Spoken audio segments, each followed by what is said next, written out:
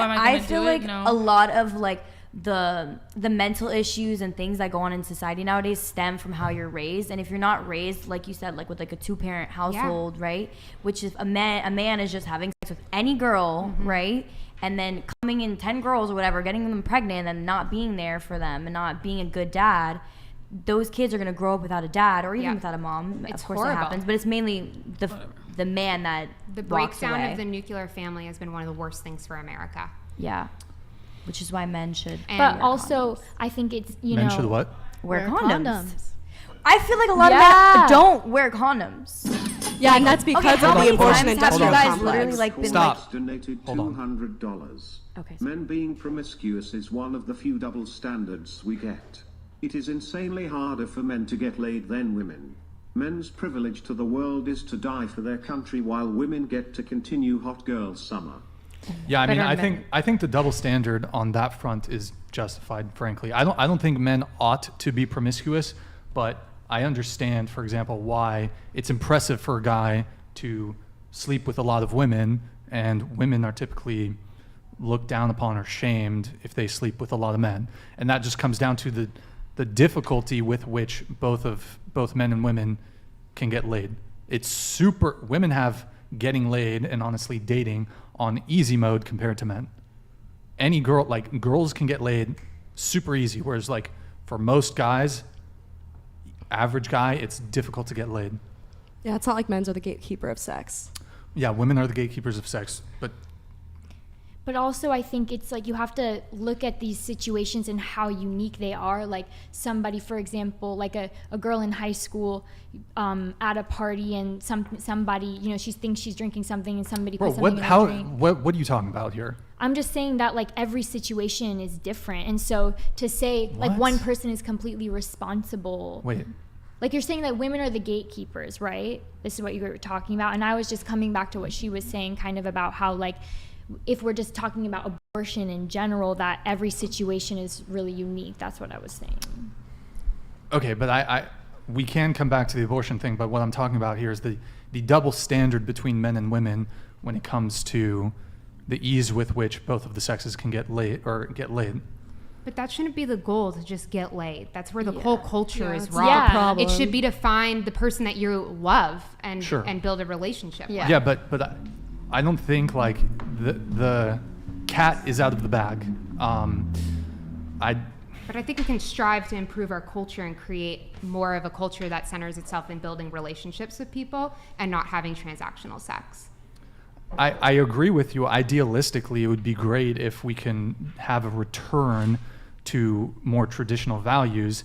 However, I think conservatives, generally speaking, are losing the culture war. We don't have like Obviously. conservatives don't have control of the media. Yeah. They don't have control of academia. Woke corporations. They don't have control of like major mainstream news outlets. Like most people who are journalists who are reporting on the news tend to be left leaning. So you look at popular culture, you look at music, you look at movies, you look at the Hollywood, the entertainment industry. It's dominated by people who are more liberal. Yeah, I mean, every corporation, you see Target putting up pride things. Every corporation is trying to market towards liberals. So I think like... But we can't just give up. Sure, but idealistically, it would be wonderful if we returned to traditional values, but because of feminism, because of birth control, it's just changed the dynamics between men and women. So I mean, that's I don't why think we're going to unwind. So it's like we now have to adapt to the new rule set. I don't think that we should do that at all. I think, like, for example, I run a women's culture and fashion magazine, and our whole job is that we're bringing conservative and Christian values into the mainstream and, you know, talking to women about that there are other choices outside of this, like, radical feminism that will make your life happier. And I think as conservatives, older conservatives made the mistake of letting the culture just go so far left and, you know, giving away everything. And I think you're now seeing an uprising of people who are fighting back. I mean, like, look at the Bud Light situation. There are points that now we're finally putting on the board, and we can't just like throw in the towel and be like, you know, I have a daughter and I want to create a better world for her. And So I think it's like my duty before I leave the planet to create a better world, not just Sure. throw in the towel. No, and I agree with you there. It is, I suppose, a bit idealistic insofar as, and especially related to his super chat where he's talking about why the double standard is justified. So in a society where hookup culture is the norm, where people are sleeping with multiple people, where people are just hooking up, and if we're going to have a conversation of, well, it's unfair for men to be praised for sleeping with a lot of women, whereas women are shamed for sleeping with a lot of men. Well, first off, the world is unfair. Yeah. Society is unfair. There's plenty of double standards that benefit women that don't benefit men. So this is one of the very few double standards that benefits men when it comes to intersexual dynamics. So yeah. But I don't think that also like men who are kind of that like, oh, I'm sleeping around, then they can't expect the woman that they marry. And I think a lot of men want a woman that hasn't been sleeping around. And I think that's like a common thing that men want. But then men shouldn't be partaking in that culture as well. Exactly. It's Oh, like, so are you talking about a guy who has, for example, a high body count? Yeah. He should not desire in a partner a woman with a low body count because it would be hypocritical, so to speak. Yes. Yeah, and I mean, there are situations where that probably folds out, but I think in general, women are the gatekeepers of sex. So the reason why men are allowed to get these high body counts for the most part is because women are giving into that culture. So as women, we can pull back and be like, no, we're not going to have this sleep around feminism culture that's so destructive to us and is like honestly disrespectful to us and is like not empowering to us. Instead, we should be empowered and come back and, you know, fight for a better culture with men. Yeah, it just cheapens us, quite honestly. Exactly. It's sad. Yeah. Well, I mean, also when it comes to the double standard too, very few men, a small percentage of men can have high body counts, whereas almost any single woman could be promiscuous. Very few men can be truly promiscuous.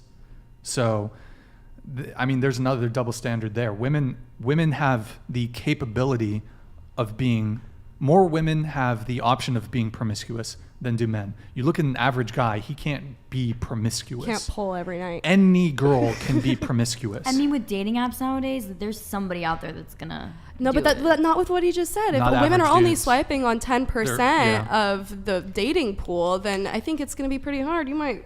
But I think there's always somebody or a woman that may say yes to them, or they could even pay for it, or Most- like, you know what I mean. But They rarely can get it ever. somehow. But Like, women aren't paying rarely for and it. they're but, gonna like, try to get it. Most average men, they're not going on dates. Like, they're not easily able to secure dates. They're not easily able to secure the I don't know ability about to easy, sleep but with. they still can. Like, I don't think they're like not at all. Bro, I A think lot there's of a lot guys- of women that want to be in relationships and maybe they don't have the confidence, or they're maybe going for women that are not in their league. And also, I think this idea of like how like shaming women, like, well, the world is unfair, so we should just accept like some like men are going to be shamed for things and women are going to be shamed for things. I think we should also ask like, where has shaming women for sex, for example, gotten us? Because it's existed for a long time and it's also contributed to getting us to where we are, and it's contributed to this, you know, like you said, how this new alpha male culture is this rebellion against feminism. Well, what is feminism the rebellion against, and why is there that anger, and why was there that desire, you know? And I think it's important to ask that question too. Well, I feel like there was real civil rights measures that needed to be achieved in the early 1900s, but I think it's been pushed too far. And I think it was a movement that spiraled and picked up very bad values along the way that they've peddled to women, as I've explained earlier in the podcast, that have been very detrimental to women. And, you know, I also wanted to go off of, like, if you're a guy and you, or a girl and you like having sex, there's something to be said about getting in a relationship where you're committed to each other and you love each other. You'll have way more sex than sleeping around, and better. Yeah, obviously. Yeah, I don't know why. Yeah. I don't know why people don't know that. I think just pain, you know, like the sexual revolution promotes like promiscuity. Promiscuity promotes heartbreak because people get sensitive when you share your body with someone, and then, you know, it just becomes a habit, and it's all over TV. It's all over media. It's like, oh, how many bitches did you get with, bruh? Like, I think feminism has contributed to how toxic and horrible our dating culture is, and it's a real problem. Really? Yes. what about Absolutely.